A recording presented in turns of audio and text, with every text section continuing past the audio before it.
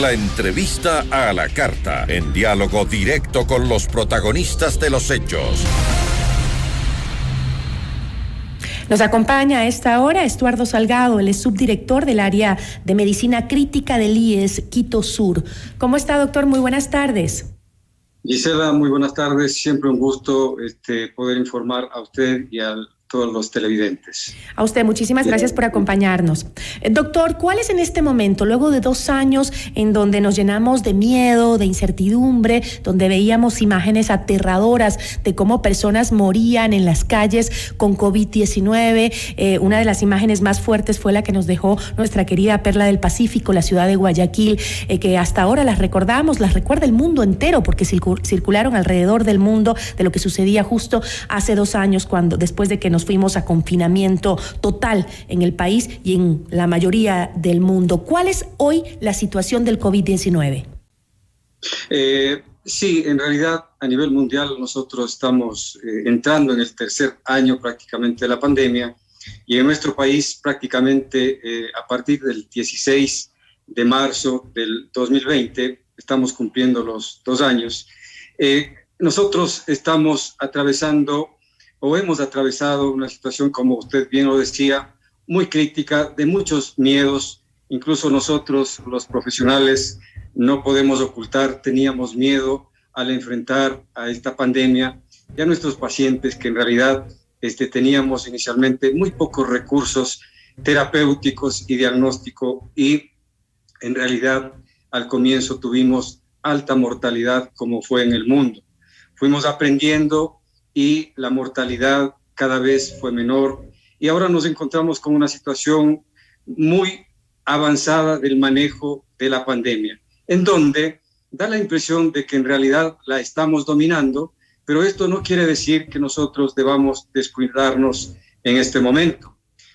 Hoy vemos que la ocupación hospitalaria, y específicamente en nuestro hospital, que somos los referentes del IES, nosotros tenemos en realidad que acuden, por ejemplo, a las carpas diariamente adultos por problemas respiratorios en un número bajo, 30, 40 personas por día. No así incluso con esta última ola o brote que tuvimos hace muy poquito, en donde teníamos por encima de 800 pacientes que acudían por atención médica. Asimismo, en terapia intensiva debo decir que estamos alrededor de un 50% de ocupación. Nosotros tenemos 18 camas asignadas para la atención de los pacientes con COVID. Lo mismo sucede en la ocupación de camas de UCI pediátrica, y vamos en realidad teniendo cada vez menor necesidad de atención de pacientes con COVID. ¿Y esta reducción de casos de pacientes con COVID que usted acaba de mencionar es generalizada en todo el país, o hay sectores que aún están con dificultades en los centros médicos? En realidad, de acuerdo a la información del Ministerio, esa es la tónica a nivel de país. Pero da la impresión de que hay un ligero incremento en los últimos días en Guayaquil, en donde se ha detectado este nuevo subtipo de la variante Omicron. Según la información del Ministerio, sabemos que epidemiológicamente estos casos están controlados, y veremos cómo vamos avanzando en los siguientes días. Se hablaba que esta subvariante, como se le ha denominado, de la Omicron, es aún más contagiosa. Ya la Omicron es bastante contagiosa, es más contagiosa, pero se decía que no tenía visos de ser más mortal. ¿No es así? En realidad, esta variante, que es esta misma variante Omicron con algunas variaciones, da la impresión de que es más contagiosa. Incluso podría contagiar entre 10 y 15 personas, una sola persona contagiada. Y también da la impresión, como se demostró con la variante Omicron inicial, en realidad no es tan crítica como fue la variante Delta, por ejemplo. Pero aquí una particularidad muy importante. Nosotros, el mundo y nuestro país, tiene una alta tasa, excepto África, una alta tasa de vacunación, y da la impresión de que esa es la defensa más importante que hemos podido conseguir, y ventajosamente no podemos valorar, siempre digo, ¿qué pasaría si es que nosotros hubiésemos tenido esta variante Omicron al comienzo de la pandemia? Al ser muy contagiosa, es probable que el número de contagiados en el mundo se hubiese multiplicado, y probablemente la mortalidad también habría sido alta.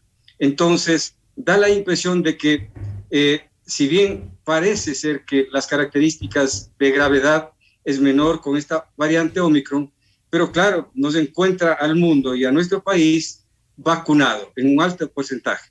Ahora, ¿considera que la liberación de los aforos, el libre uso ahora de las mascarillas que se aproxima, lo dijo la ministra de Salud, el que no tengamos que usar mascarillas de manera obligatoria en los lugares abiertos, que eso al parecer será algo ya, una decisión que se tome muy, muy pronto, podría generar de repente un aumento de los casos nuevamente? Bueno, muchos países en el mundo ya lo están haciendo, están liberando ya el uso de las mascarillas, siempre tomando en cuenta la posibilidad de que en cualquier momento podamos retomar. El país, considero que en base a los datos epidemiológicos y al consenso del grupo asesor científico del Ministerio y de la Presidencia, tomará las mejores decisiones, y da la impresión de que se acerca el momento de ir de a poco dejando el uso de las mascarillas. Pero debemos, al menos mi apreciación me indica que debemos todavía ser muy cautos, al menos un par de semanas, a ver qué pasa con la presencia de estos casos de este nuevo linaje o las subtipo de Omicron. Ahora, ¿se podría hablar pronto de una inmunidad general de la población?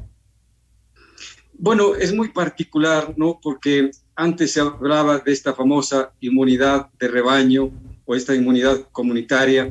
Hoy se trata de no referirnos a esos temas, porque nosotros tenemos que vacunar a la totalidad de la población de ser posible. Situación imposible, por supuesto, pero no existe más esta famosa inmunidad de rebaño. Uh-huh. Actualmente vemos que el porcentaje de vacunados en el mundo, en muchos países, es muy alto, pero además con la última ola se contagiaron muchas personas, y estos pacientes que están vacunados y además tuvieron la enfermedad tienen una altísima protección inmunitaria. A eso vamos, pero como hemos aprendido en estos 2 años, este virus nos da frecuentemente sorpresas. Así es.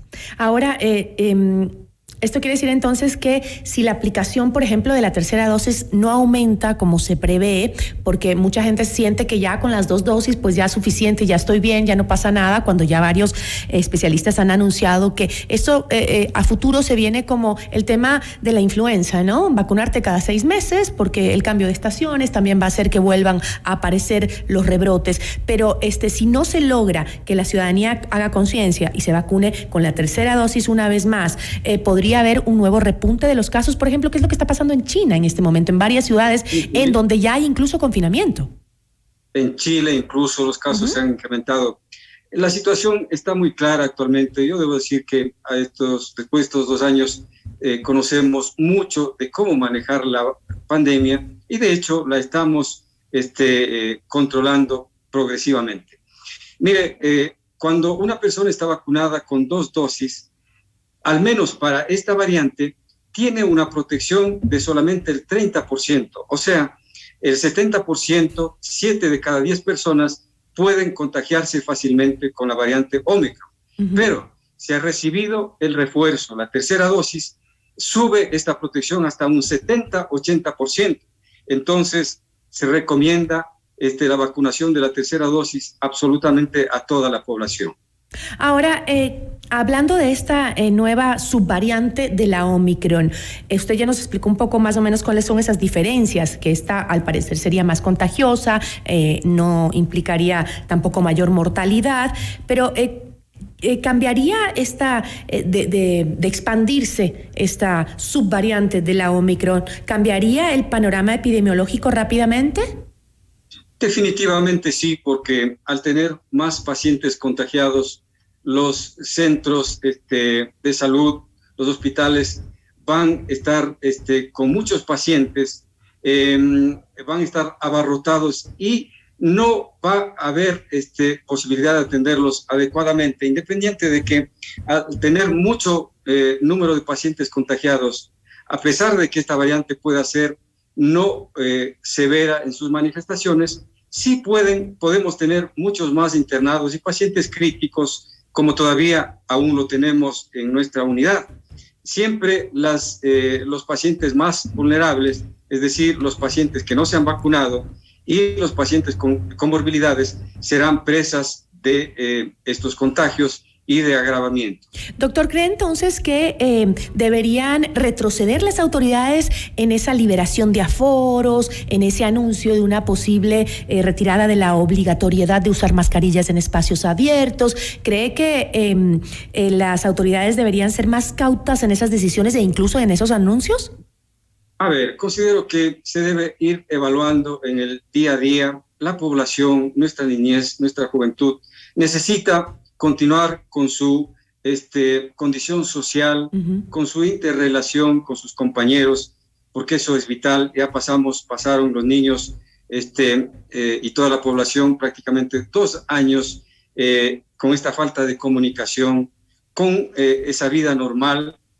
Se procura volver a esa normalidad, pero siempre deberemos estar muy expectativas. Yo creo que las medidas tomadas por las autoridades, como le decía, son basadas en las evidencias, pero debemos estar muy, muy pendientes porque, insisto, como hemos aprendido en este tiempo, el virus es tan particular que, mire, yo recuerdo hace poquito, pensábamos que estas navidades que pasaron iban a ser prácticamente normales, pero no fue así.